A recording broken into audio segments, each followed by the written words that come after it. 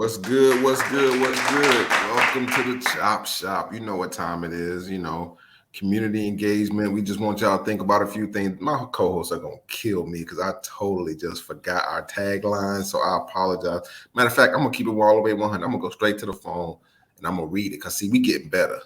That's how transparent we are. We are literally that transparent. You're getting a glimpse at the phone. All right? So let's take it straight from the top. Okay, Chop Shop. Our goal is to advance our community with quality information and intriguing dialogue. Whew, that's a lot right there. Ooh, that's a whole lot. Okay. All right. Sound effect. All right.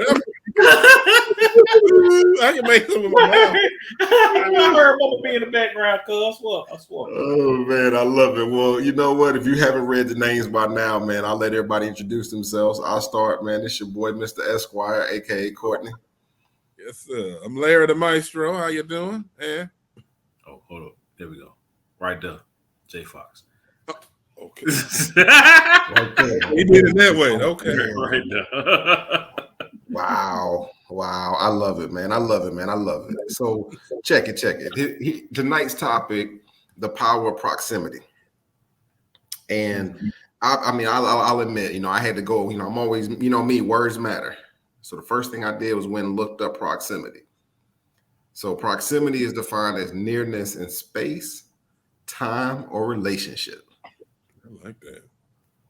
So based on space, time, or relationship, what is the power of proximity? All right. Now I'm going to kick it to the dude that was doing all the pointing. He already grinning. You told on yourself. See, I'm like a teacher in class. I'm just watching you. You know what I mean? I'm so with it. So I'm going to call it on him first. You know what I mean? Tell me about the power of proximity, man. Man, so I say it like this. I'm an 80s baby. Let me stop saying I'm a 90s baby. I was born in 83. I'm an 80s baby. So in the 90s, probably around early 90, 91, people start disappearing. People in kindergarten class, first grade class, second grade class start disappearing. And I found out, I'm like, why these folks keep leaving? All they folks wanted to do was move to Atlanta. Why? Because Birmingham had nothing to offer, so they say. Now, the power of proximity. So let's just take it, a simple route. Yeah. Like I said, people started disappearing in the 90s, and in the 2000s, that's when everybody wanted to be a rapper, me included. I raised my hand. I tried to rap. I tried to make my music. I was good, but that's not the turn my mic up. Okay. But if people felt at that time in the 2000s, if you wanted to make it big, you had to do one or two things. You had to either move to Atlanta or make you a club hit. One of the two things had to happen so you could blow up. So in all that proximity, man, living in Birmingham, we are 2 hours, 2.5 roughly away from Atlanta. So, excuse me. People all automatically think if you want to make it big in this city, you want to make it big in life, you want to be successful, you move to Atlanta. And I'm here to debate anybody to tell them they're wrong. But let's continue. So let's go. Well, told you to bring your debate cap tonight, buddy. I'll say the world has shifted now because with like where we are, we here virtually. None of us in the same space. You have people blowing up now, like in the YouTube and the Instagram world. Not everybody, but you can cut so many barriers off now. At least getting your name in there. That don't mean you're any good or you'll have any staying power. The access, I know. The access, the barriers are removed in a lot of cases. Well, I think here's the thing. People who move to Atlanta, because I heard that even when I was in New York. It's like, oh man, we going to Atlanta. And we used to have a saying when I was in New York, like, if you was a sucker in New York, you still gonna be a sucker in Atlanta. Like, you might fool people for about a year, but who you are is who you are. Now, that's not really the topic per se, but I just want to throw that in there about Atlanta. And I love Atlanta, by the way. You know what I mean? Yeah. Like I do. I think Atlanta's a really cool town. I root for the Falcons. We do. It is what it is. But as far as proximity goes, I think Atlanta did have a time. And even now, if you really want to be honest, I mean, Black Panther, right? A lot of black wealth. Yeah. It's a lot of black, it's a lot of Hollywood happening in Atlanta and in Georgia. That's because the time is right. So if you're in that Georgia, Atlanta film industry, now is your time. No lie. Like, it's hard to screw it up, to be perfectly honest with you, because you're in the right time for the place that you're in to do that.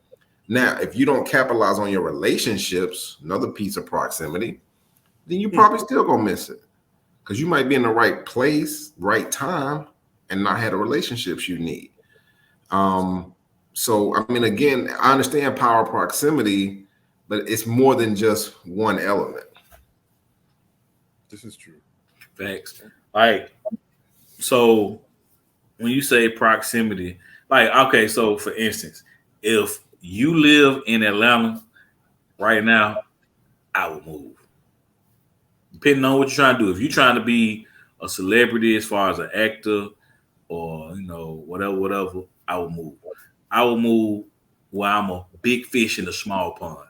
Why? Because if you that big fish, all the small fish gonna come to you. Just because, I mean, we live in a time where you can sit at home and make an Instagram video or YouTube skit and become super popular in one video. All it takes is one. I'll take it one. We ain't in the time where it take. I mean, when it comes to music, it take one good hit, but then like my boy 2 Chainz said, that time that hourglass flip, that saying start dropping. You gotta make that. I think Larry hit on it though. I mean, at the end of the day, we live in a virtual world. Facts. So place is no longer as important as or using the definition space, you know, not place, but space maybe doesn't carry as much weight as it used to. So let's do this. Space is literally like the computer. Let's do this then. Okay.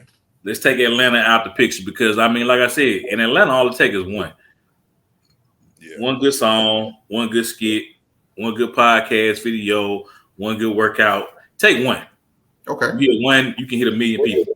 Let's take Birmingham. Let's talk about our hometown.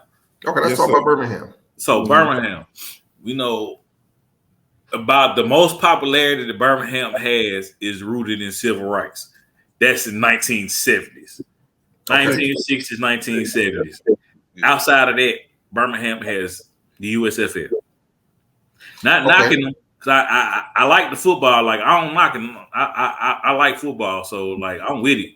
But that's all we got. That's all Birmingham is known for now. And the word game.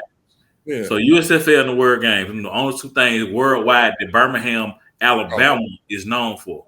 We get confused. So come on, dude. 3 years ago, it was a couple from some part of the world that I can't even remember. And they wanted to book a flight to Birmingham, UK. But guess what happened? They booked a flight to Birmingham, Alabama. I remember that. Blew their mind.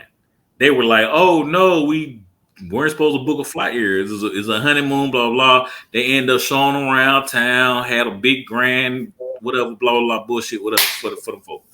But that's all our city is known for. People don't know our city. We get confused. But that's because, number one, that generation, I mean, number one, I don't think it's, I mean, first of all, it's an important legacy. So I'm not one to sit up here and say, no, facts. I ain't gonna knock on it. Yeah. What I would say this: the people who were in power in the 90s, maybe the early 2000s, that was a conscious decision. And some of it had to do with funding. I mean, we could really go down a rabbit hole if you want. I mean, we could talk about the fact that the federal government was paying people to put markers and to do museums. So, I mean, a lot of that was following the dollars. Facts. That creates that atmosphere. I agree that we should capitalize on our civil rights heritage. It's no different than New York having Ellis Island and having the Statue of Liberty. It's no different than California and they still doing tours of San Quentin. So I mean, you know, I get it, but what I do see is the new generation, because like we're really the first generation to grow up in a desegregated Birmingham. That's about right. You about right. So it's our job now to put out a narrative on Birmingham, on Alabama, that is not connected to segregation. Because we didn't experience it not directly. We experienced it very much so indirectly. So we can relate. Mm-hmm. Like our children, like my son understands segregation, but he can't relate to it. Mm-hmm. He doesn't have that proximity to it the way we do. Okay.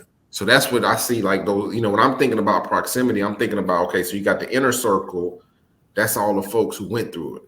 Mm-hmm. And it opens up, and that's us. You know, we kind of still, you know, we can see it. We know. And you got we know about it. We know, they told us we know about it. Yeah. And not only did they tell us, but we knew that they went through it. So but my thing is this. If all we are known for is the civil rights era, I'm not knocking it. I'm just saying, if all Birmingham is known for is civil rights movement, 50 years, what can you grow from that? But who's Atlanta? Atlanta. Don't get me wrong. There are other places in the South that had the same type of movement. It just so happened that Martin Luther King walked over the bridge coming from Selma to go into Montgomery. So that made a difference. That was a moment in history. People latch on to that shit. But outside of that, and that's just Alabama. We ain't even talk about Birmingham. So you know what I'm saying? Like, if all your legacy is failed football teams and civil rights movement, what can you grow from that? You like outside looking in, like being appealing to inside looking out. Whatever. Because you got to grow from that. You see what I'm saying? Okay, well, what is it? Okay, so are you saying that there's? I want to make sure I'm clear. And Larry, help me out, because I mean, I see you got a lot to say on it, so I want to hear you, and maybe I can let this thought ferment a little bit. Yeah, let it come on. Yeah. You know. But I'm getting an echo somewhere. Anyway, good on this, eh? I don't know. It doesn't matter, right? I'm gonna go with it. I guess what I'm saying is this: like, when I think about it, especially from that proximity point of view, it's like, well, we still can write whatever legacy we want. Damn, that's nice. I mean, I don't really see it as a limitless. Okay. You know, I'm like, okay, the civil rights thing. Like, I was down in Montgomery, and I was like, wait a minute. Yeah. Like, they had the whole, you know, the Freedom Museum and the Lynching Museum. Excuse me, the Lynching Museum. Yeah, I need to go right on the river. Right. I remember thinking to myself, like, yo, this is, for me, it's anticlimactic to a certain degree, because we heard about it so much growing up. Right. So much. I mean, you know, my mom told me stories of people she knew who didn't get lynched, but they definitely got touched up. You know, so that is a proximity thing for me. You know, she has the time in it, you know, but I'm related to her, so that's my relationship to that time. Now, when I think about the power of proximity, you know, and I guess for me, I immediately, you know, and the civil rights and Birmingham thing is definitely great, but for some reason, I was immediately thinking about like advancement, like in career. You gotta have all three of those things hidden in order to truly capitalize on the power of proximity. You got to be in the right space at the right time and know the right people to really fully pick up that ball and run with it. You know, I mean, there's plenty of how many great Alabama football players went through Tuscaloosa before Nick Saban showed up? Okay. Quite a few. Matter of fact, I could argue some of the best of them. The ones coming through really ain't the best. What's all that? No. Man, it's like, okay, I can think of 2 players that went to Alabama in the Nick Saban era that I think are worth saying top 5 all time at the University of Alabama. Good too. Dang. Two. Dang. The rest of them are just great players that worked really well within that system. Names. Two in the last 10 years. Huh? 2. Names. Well, I want to hear names. I'm scared. Huh? I ain't scared. Number 1 is easy. Julio Jones. Oh. Okay. Number 1 is Julio easy. Jones. Julio Jones. Yeah. Okay. Okay. Number 2. Number two is a little more difficult, but I'm gonna go with if I'm not mistaken, did Hightower not attend Alabama? Okay, you. The It's hard to linebacker. argue Dante because he had a long career, but So I'm gonna go with those 2 because to I me, mean, but you can go with Derrick Henry. All right, I thought you was finna say. Yeah. I got Sean Alexander over Derrick Henry. He's only picking 2. You're only picking. I think Sean Alexander's a better running back than Derrick Henry. He's before Saban. How many titles Derrick got? How many? I mean, Sean ain't got one either for that matter. But I'm just saying, like, if Sean I got had, an MVP, if Sean got an MVP, but I mean, you got to look at. It's a whole nother don't do it to conversation. yourself. Yeah. Don't do it to yourself. But look. So that's what I'm saying. Like proximity, though, right? If Back- Sean Alexander had Nick Saban, but I mean, I'm not going would to Nick even look at Sean Alexander though? Say what? Would Nick even look at Sean Alexander though? Yeah. Sean Alexander was that guy. Just like Cornelius Bennett. If I'm not, I didn't Bennett go to Alabama? I need to go back and check and see if LSU sent him a. You know what? Let me back on top. You know what? Hey, Larry, I want Larry. We're gonna write this down because this is important. We're gonna put that. We're gonna put that in the. I'm telling you. Okay, what is today? It is this June 27th at I have 7:53. And this recorded. We are gonna have a sports debate show. Oh, I can't wait. Lord, I can't. And we bring it up with fastballs. I mean, if you ain't got it, if your answer don't match, all I'm with. you lose. I don't want nothing but the fastball. What the point ain't even talking about sports if we ain't talking. We gotta What's that? script properly. I referee. You can referee my G. It's cool with me. Do they still have that show Around the Horn? Yeah. That's like my favorite sports show. Fuck with it. Man, I let's just get haven't been back able on to point. catch it. I don't Let's really get put back on point. ESPN. What it back in? Yeah. Coming But anyway, let's talk more about. Yeah. But no, I'm like curious. I still want to stay on the topic of Birmingham because if you Okay, talk to anybody will tell you that you can't make it big in this city, in this state. But that's because they didn't do it. It's not because of the city. Okay. Gotcha. I'm sorry. Like people who don't do like that's what people do. So I'm gonna ask you this. What okay. You moved from New York. Mm-hmm. Big state. Mm-hmm. Larry's for you too. So I want both of y'all. I want Larry first because it's gonna be easy. Courtney did actually move from New York. So let's say something else. Let's say move from California. All right. Okay. Say move from California. All right, move from California, move from Los Angeles. Big city, Okay. bright lights, all that. You like, man, I want to go somewhere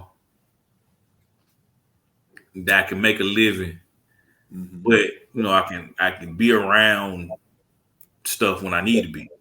So, boom, you say you pick Birmingham. Okay. All right.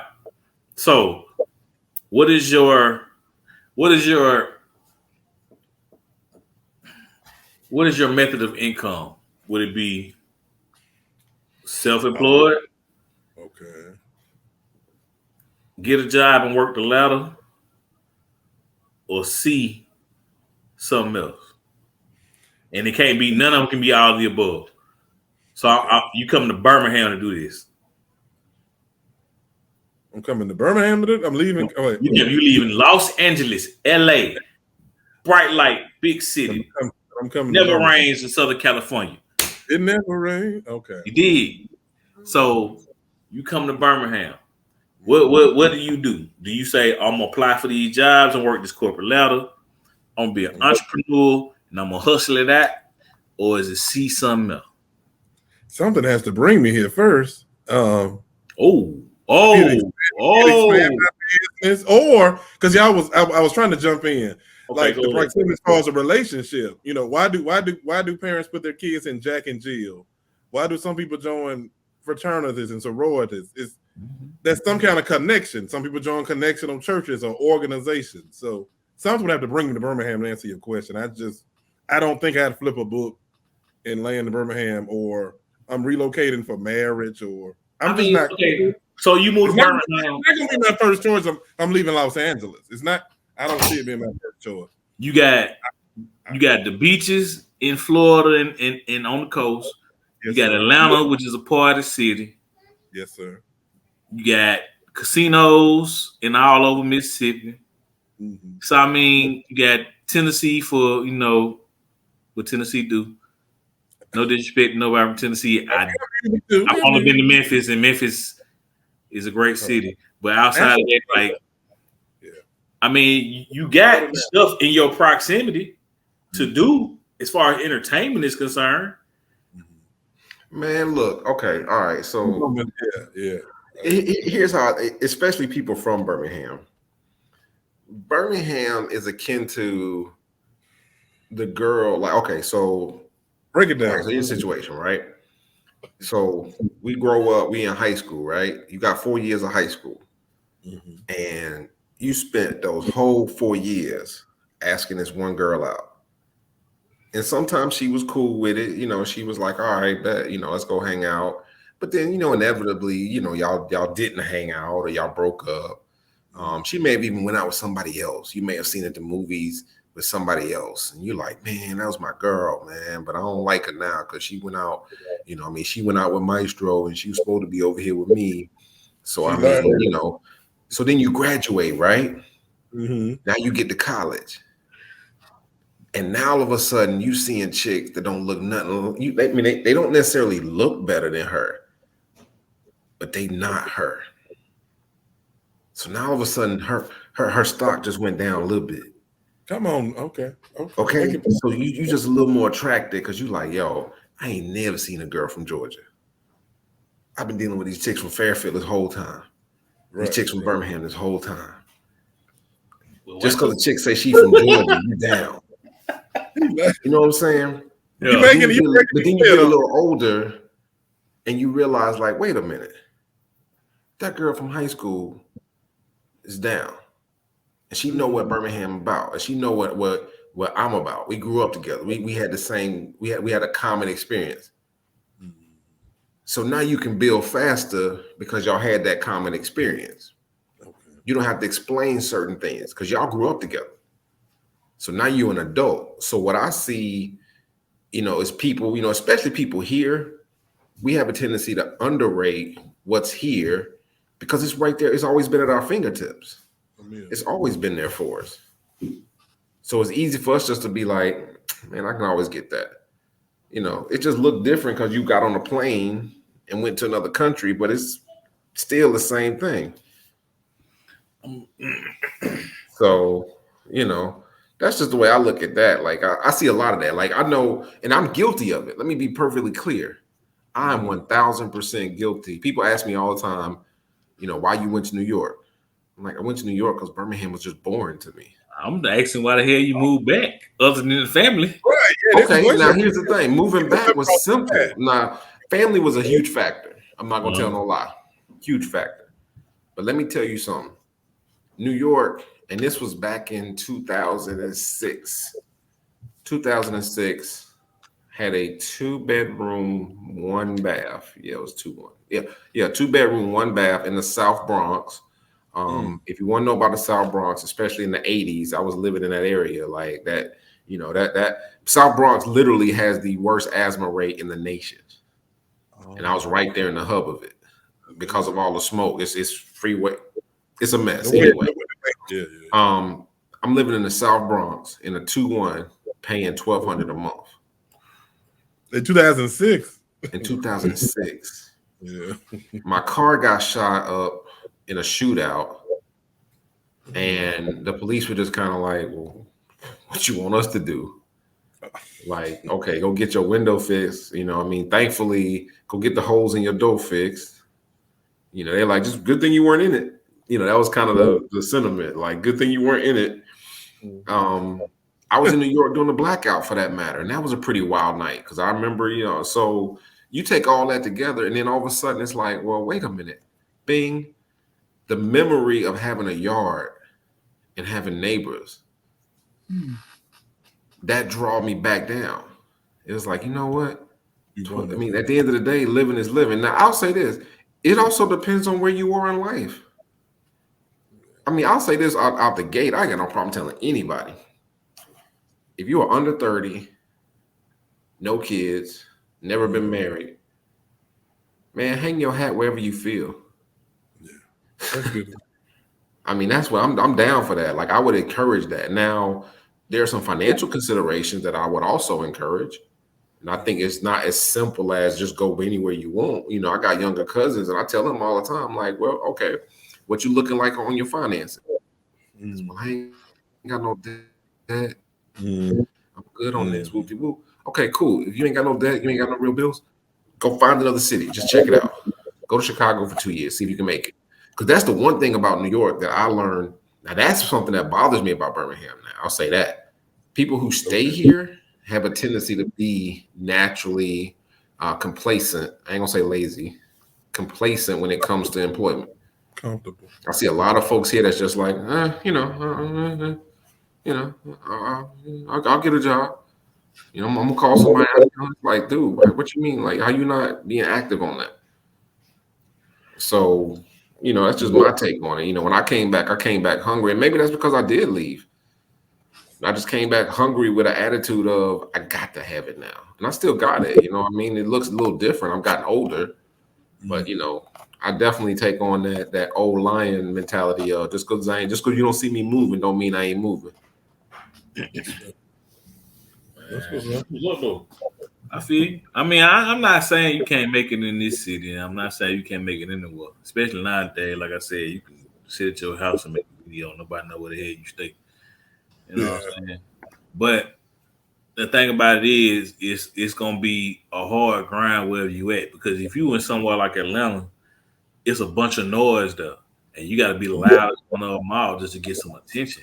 That's not even say people gonna like you when they hear you. You know what I'm saying?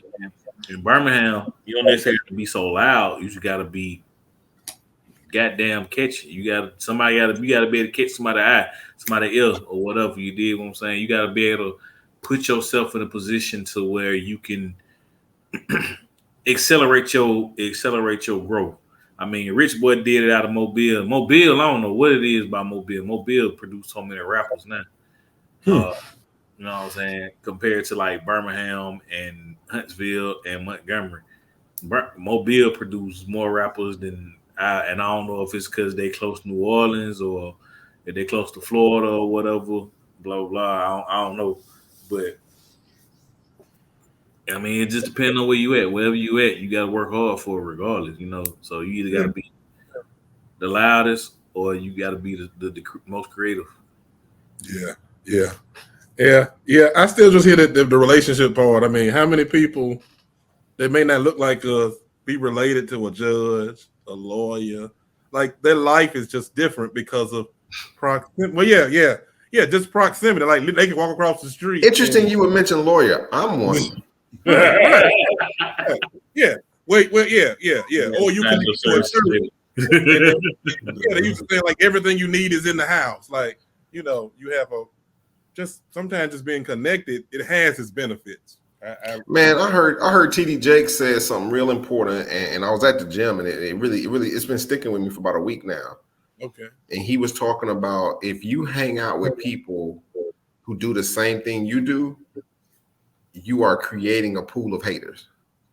Ooh, okay, Thomas Decker. And he was talking about, he's like, when he meet other ministers, he's like, it's not that they ill will either all the time. But he's like, when I meet other ministers, we all doing the same thing. And so just the natural human competitiveness is going to cause them to not share everything. Yeah, I hear what he's they're not going to push each other, because if I come up with something that I can keep and make me better, why would I give it to you and we doing the same thing? And that's the sad part. It's bad. It's bad, but no. Let me finish what he said. Go ahead. I said finish. What he was saying is surround yourself with people that make up your deficiencies. True. If you are the minister of your group, John Maxwell, then you don't need that many ministers in your group. You might need a lawyer. You might need a realtor. You might need a personal trainer. You might need a musician, whatever. It does not mean that you don't associate with other ministers, but your inner circle that's going to push you to be better, because you're creating. I mean, this right here. Honestly, that's what the Chop Shop's all about. That's what the Chop Shop's all about, man. We ain't coming from the same background. No. I don't ever expect y'all to agree with me, but I do expect y'all to hear me. Now, if you agree, that's just bonus. Mm-hmm. Mm-hmm. I'm like, all right, let me hear what you got to say on that. You're like, okay, cool. You think Florida's a good school? I doubt it, but that's cool. Okay. Come on, Larry. Take us home, Larry. Take us home.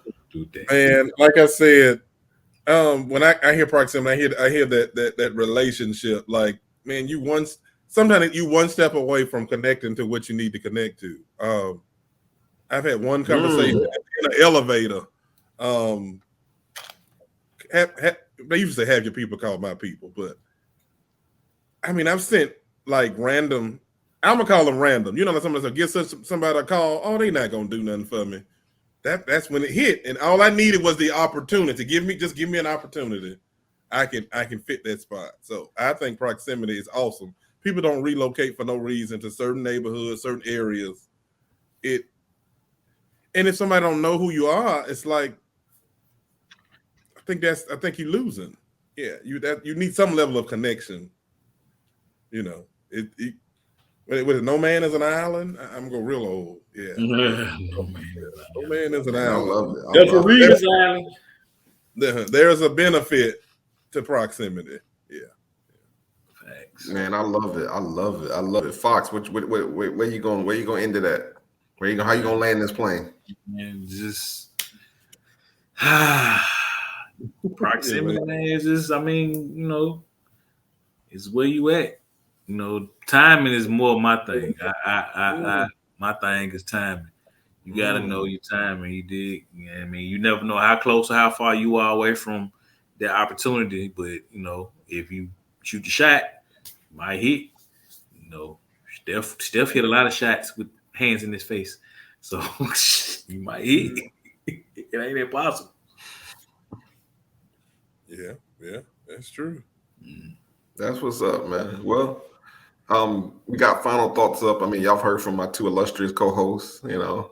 I can't say anything better than they said. I mean, I'm gonna give it right back to y'all, man. I mean, and if you think about it, Larry talked about being in that space. Josh talked about being in that right time.